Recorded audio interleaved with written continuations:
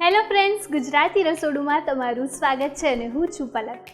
આજે આપણા રસોડે એક સરસ મજાની મીઠાઈ બનવાની છે જેનું નામ જ બહુ સરસ છે, જેનું નામ છે ચંદ્રકળા, જે આપણને શીખવાડવાના છે મેઘા દેસાઈ. આવો એમને બોલાવી લઈએ. કેમ છો મેઘા? બસ મજામાં, તમે કેમ છો? એકદમ મજામાં. ગુજરાતી રસોડુમાં તમારું સ્વાગત છે. Thank you. તો આજે સરસ મજાની મીઠાઈ બનવાની છે. હા. એનું નામ જ બહુ સરસ છે, જેવું મેં પહેલાં કીધું એમ, ચંદ્રકળા. તો એના માટે કયા કયા ઇન્ગ્રીડિયન્ટ્સ જોઈશે? એના માટે આપણને જોઈશે મેંદો જોઈશે, ખાંડ જોઈશે, ઘી જોઈશે, ઇલાયચીનો પાવડર જોઈશે, કેસર જોઈશે, ચોખાનો લોટ જોઈશે, દૂધ જોઈશે, પાણી જોઈશે અને તળવા માટે ઘી જોઈશે. ઓકે, તો સરસ મજાની મીઠાઈ બનવાની છે જેના આપણે ઇન્ગ્રીડિયન્ટ્સ જોઈ લીધા. હવે મેઘા, બનાવવાની શરૂઆત કરીએ. હા. તો સૌથી પહેલાં આપણે શું કરવાનું છે? સૌથી પહેલાં આપણે મેંદાની કણક તૈયાર કરીશું. ઓકે. સૌથી પહેલાં આપણે હાફ બાઉલ મેંદો લીધો છે, એ લઈશું. એના પછી આપણે 3 થી 4 ચમચી ઘી લીધું છે, એનામાં એડ કરીશું.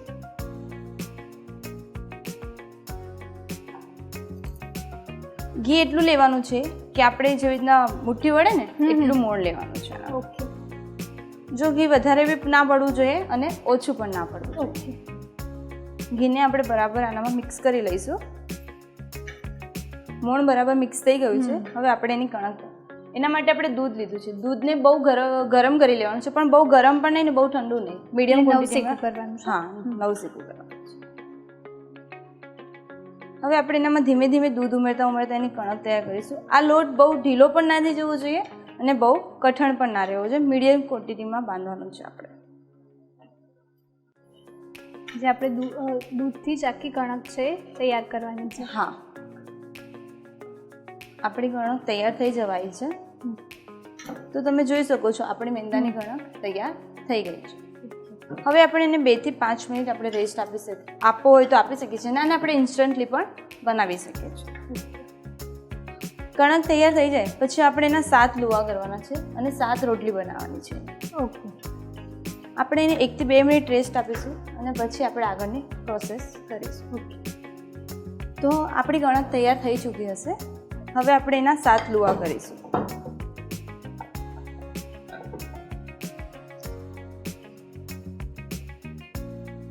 મોટા મોટા 7 લુવા કરવાના છે. બહુ મોટા પણ નહીં ને બહુ નાના પણ નહીં, આપણે મીડિયમ ક્વોન્ટિટીમાં લુવા કરીશું.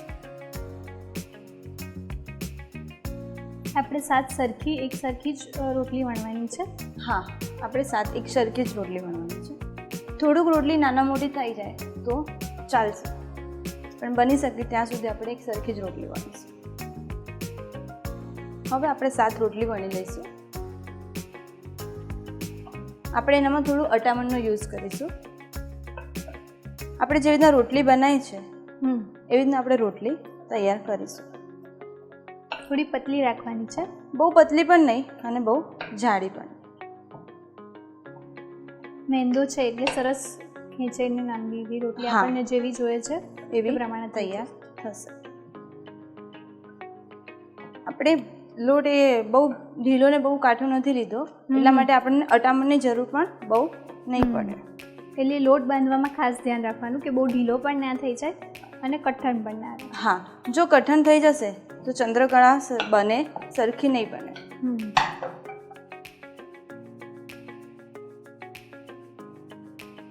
આવી રીતના આપણે બીજી બાકીની રોટલી પણ તૈયાર કરી લઈશું. તો આપણી 7 રોટલી વણાઈ ચૂકી છે. હવે આપણે આગળની પ્રોસેસ ચાલુ કરીએ. હવે આપણે એનો સાટો વાળવાનો છે. એના માટે આપણે ચોખાનો લોટ લીધો છે 2 થી 3 ચમચી જેટલો. એનામાં આપણે ઘી મિક્સ કરીશું.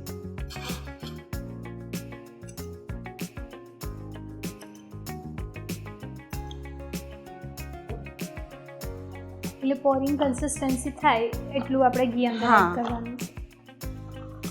આપણી આ પેસ્ટ તૈયાર છે. હવે આપણે આ જે રોટલી બનાવી હતી એના ઉપર આપણે અપ્લાય કરીશું.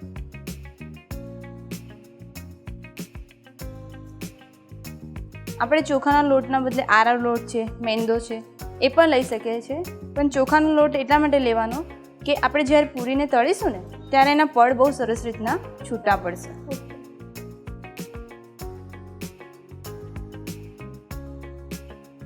હવે આપણે આના પર બીજી રોટલી મૂકીશું.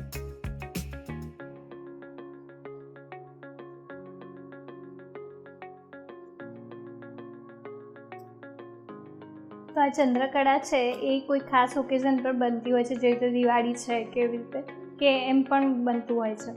ચંદ્રકળા છે આમ મોસ્ટલી દિવાળી છે, કોઈ ઘરમાં ઓકેઝન છે, જન્માષ્ટમી છે, એને આપણે ઠાકોરજીને અવનવાર ઉત્સવ પર ભોગ ધરાવવા માટે આપણે ઠાકોરજીને સામગ્રી સિદ્ધ કરી શકીએ છીએ.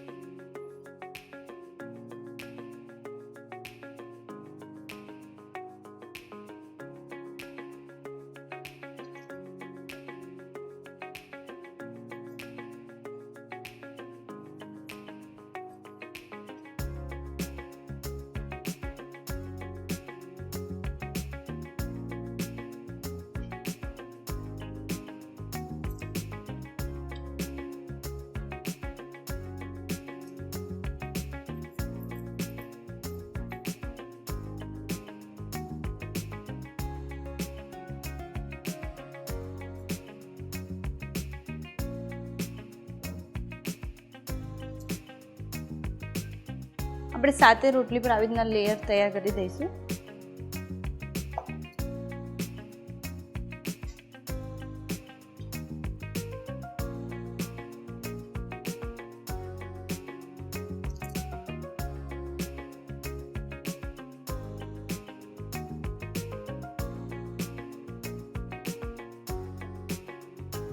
હવે આ જે છેલ્લી ઉપર રોટલી મૂકી આપણે એના પર લેયર લગાવવાનું નથી. તો આપણું આ રોટલીનું લેયર તૈયાર છે. હવે આપણે છે ને આને કટ કરીશું. ઓકે. બહુ જાડું પણ નહીં અને બહુ પતલું પણ નહીં. ઓકે. આ રીતના આપણે આને કટ કરતા જઈશું. એટલે ઊભી સ્ટ્રીપ્સ કટ કરવાની છે, જે ચોરાફળીની કરતાં પણ એનાથી થોડીક પતલી. હા, આ કટ થઈ ગયું છે. હવે આપણે એના રોલ વાળીશું. રોલ વાળતી વખતે એક ખાસ ધ્યાન રાખવાનું છે કે રોલ ઢીલો ના વળે, નહીં તો ચંદ્રકળાના પડ ખુલી જશે તળતી વખતે. એના માટે આને બહુ જ ટાઈટ રોલ વાળવાનો છે.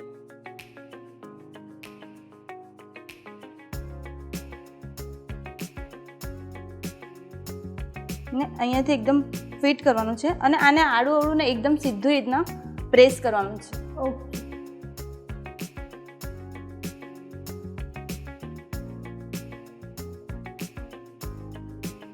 આ રીતના આપણે બધા તૈયાર કરી લઈશું. આપણા લુવા તૈયાર છે. હવે આપણે એની પૂરી વણી લઈશું. પૂરી વણતી વખતે એક ખાસ ધ્યાન રાખવાનું છે કે વેલણ પાછું નથી ફેરવવાનું આપણે. ઓકે. અને એના જે પડ છૂટા પડવાના છે એ નહીં પડે. એક જ સાઈડ? હા, એક જ દિશામાં વેલણ ચલાવવાનું છે આપણે. આ રીતના આપણે પૂરી તૈયાર કરી લઈશું. આ રીતના આપણે બધી પૂરી વણીને તૈયાર કરી લઈશું.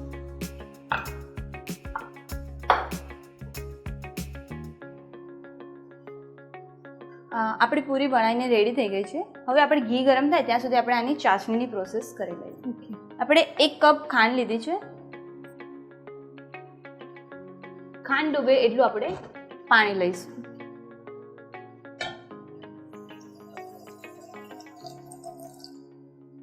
આમાં નોર્મલ ચાસણી કરવાની છે કે કોઈ 1 તાર 2 તારની રીતે? આનામાં જાડી 2 તારથી પણ વધારે થોડીક જાડી ચાસણી કરવાની છે. જ્યારે પૂરી ઉપર ચાસણી લગાય ત્યારે એના પર ખાંડનું થર કેવું બાજી જાય છે એ ટાઈપની આની ચાસણી બનાવવાની છે.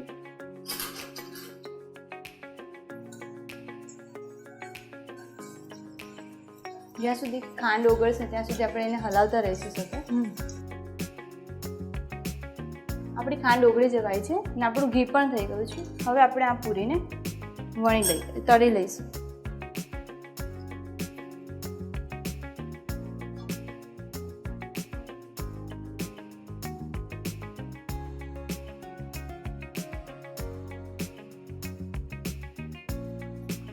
આપણે પૂરી તળતી વખતે એક ધ્યાન રાખવાનું છે કે પૂરી ઉપર આપણે આમ ચમચો ફેરવતા રહીશું, જેના કારણે એના પડ દરેક છૂટા પડી જશે. ઓકે. તમે જોઈ શકો છો.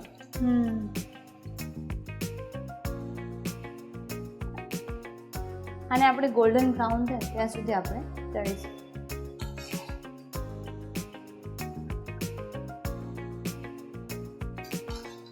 આ ગોલ્ડન બ્રાઉન થવા આવી છે. હવે આપણે આને કાઢી લઈશું. આવી રીતના ગોલ્ડન બ્રાઉન થાય ત્યાં સુધી આપણે આને તળવાની છે.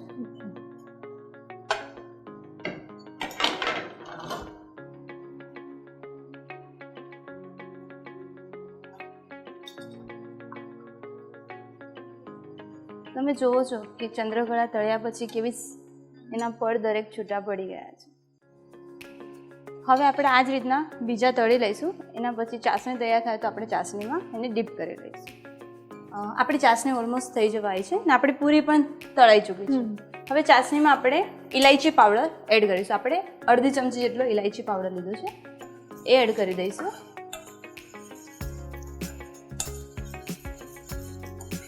અને આ કેસર લીધું છે આપણે, એનાથી ચાસણીનો કલર બહુ સુંદર આવશે.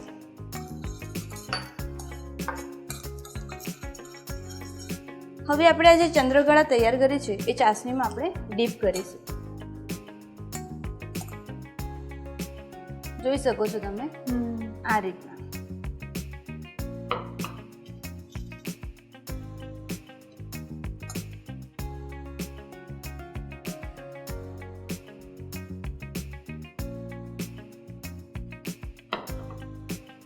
અત્યારે આપણે ચાસણીમાં ડીપ કરીને એને સ્વીટ બનાવ્યા છે. એને સેવરી બનાવવા હોય નમકીન તો બની શકે? હા, બની શકે ને. આપણે એનામાં મરી પાવડર છે, જીરા પાવડર છે, એ બધું ઉમેરીને આપણે નમકીન પણ બનાવી શકીએ છીએ. ને આજકાલ તો નાના છોકરાને કંઈક ખવડાવવું હોય તો આનામાં નવું વેરિએશન કરીને પણ બનાવી શકીએ છીએ. આપણે આ રીતના બાકીની પણ બધી પૂરીને ચાસણીમાં ડીપ કરી લઈશું. તો તમે જોઈ શકો છો આપણે ચાસણી પીવડાવીને તૈયાર કરી લીધું છે. તમે જોઈ શકો છો આના પડ કેટલા સુંદર રીતના છૂટા પડે છે. હવે આપણે આને સર્વ કરીશું.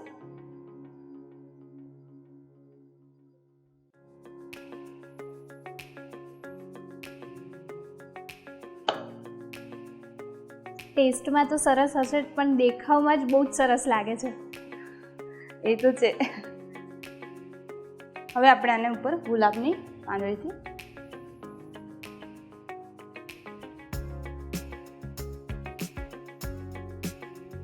તો તૈયાર છે આપણી ચંદ્રકળા.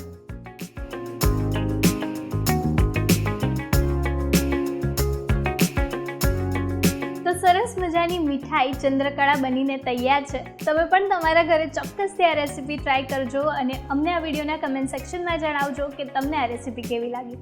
આ વિડીયોને લાઇક કરો, શેર કરો અને જો હજુ સુધી તમે અમારી ગુજરાતી રસોડુની યુટ્યુબ ચેનલને સબસ્ક્રાઈબ ના કરી હોય તો અત્યારે જ સબસ્ક્રાઈબ કરો. મેઘા, તમે અમારા ગુજરાતી રસોડુના રસોડે આવીને સરસ મજાની ચંદ્રકળા અમારા દર્શકોને શીખવી એ બદલ ગુજરાતી રસોડું તરફથી તમને આગળ થેન્ક યુ. જો તમે તમારી રેસીપી અમારા ગુજરાતી રસોડુના રસોડે બનાવવા ઈચ્છો છો તો અત્યારે જ તમારી રેસીપી અને તેના ફોટા અમને અમારા વોટ્સએપ નંબર 8238234001 પર મોકલી આપો અથવા તમે તમારી રેસીપી અમને ઈમેલ પણ કરી શકો છો. અમારું ઈમેલ આઈડી છે recipe@gujaratiRasodu.com.